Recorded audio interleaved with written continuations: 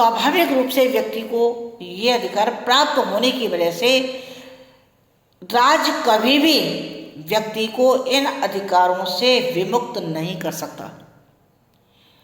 Law कहता है कि राज्य का उद्देश्य व्यक्ति के अधिकारों का संरक्षण करना है। इसके अलावा राज्य का उद्देश्य व्यक्ति के जीवन, उसकी स्वतंत्रता, उसकी संपत्ति के प्राकृतिक अधिकारों की रक्षा करना है। इसी से ही राज्य के औचित्य का पता लग जाता है कि राज्य कितना औचित्यपूर्ण है। लॉक ने यह भी कहा है कि यदि इन अधिकारों की रक्षा होती है तभी राज्य का अस्तित्व कायम रह सकता है।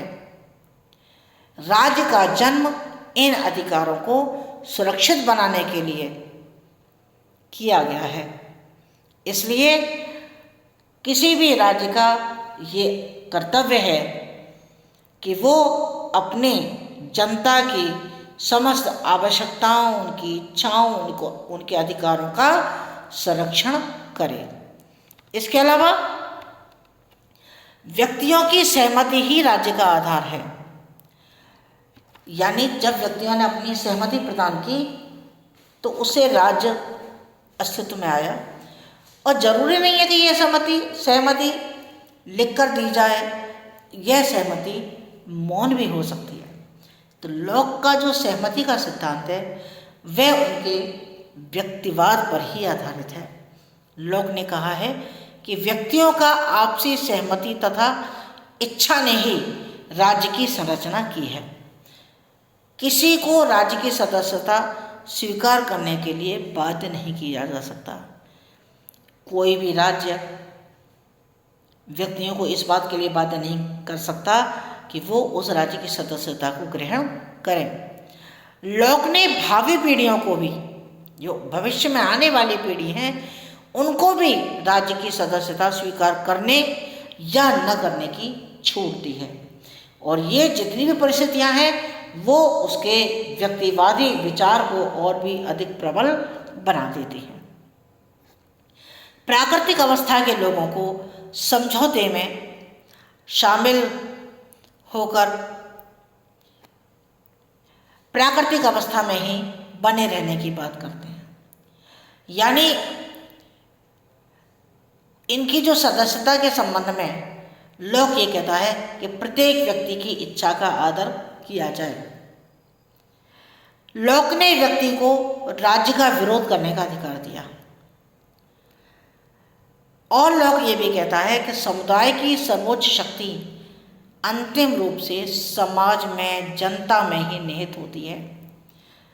आवश्यकता पड़ने पर समाज उसका प्रयोग करके उन भ्रष्ट शासकों को उनको अपदस्थ कर सकता है और अपने लिए किसी भी नए शासक का चुनाव कर सकता है।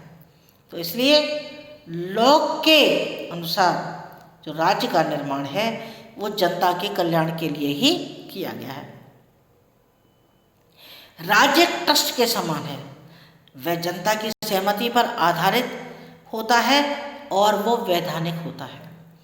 अतः यदि वह निर्धारित उद्देश्यों को पूर्ण करने में असफल रहता है तो ऐसी स्थिति में जनता को उसके विरुद्ध विद्रोह करने का पूरा अधिकार होता है।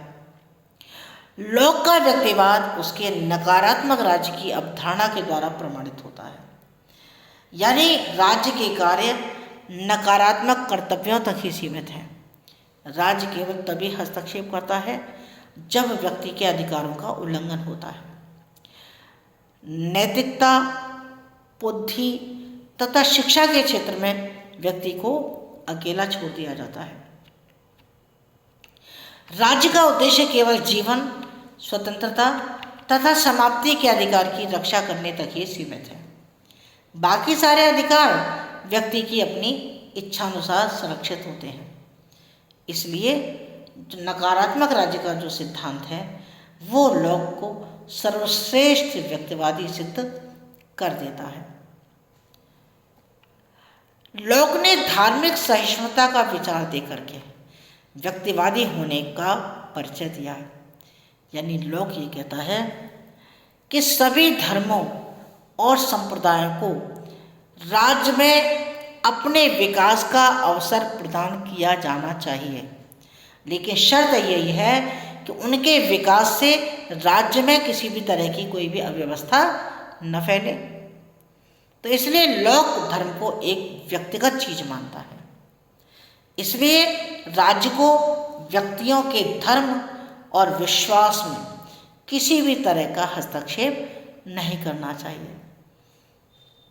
इस तरह से लॉक प्रत्येक व्यक्ति को अपने अंतःकरण के अनुसार धार्मिक पूजा और उपासना की स्वतंत्रता प्रदान करता है। यानी इस तरह से हमें लॉक के मस्तिष्क में एक धर्मनिरपेक्ष भावना का स्रोत फूटता हुआ दिखाई देता है। इसके अलावा लॉक के चिंतन में हमें उपयोगितावाद के दर्शन भी होते हैं। वो कहता है कि प्राकृतिक अवस्था के दुखों को दूर करने के लिए तथा सुख की प्राप्ति करने के लिए राजनीतिक समाज की स्थापना होती है, और इस राजनीतिक समाज की उपयोगिता तभी निहित है जब वो व्यक्तियों को अधिक से अधिक सुख प्रदान करे। तो इसलिए लोग जो है व्यक्ति के सुख को प्राथमिकता देता है। इसके अलावा व्यक्तिगत संपत्ति के कट्टर समर्थक लोग ने कहा कि श्रम के द्वारा अर्जित, यानी जहां व्यक्ति अपनी मेहनत करता है, वह वस्तु उसकी व्यक्तिगत संपत्ति हो जाती है, और राज्य व्यक्ति की अनुमति के बिना उससे उसका एक भी हिस्सा छीन नहीं सकता।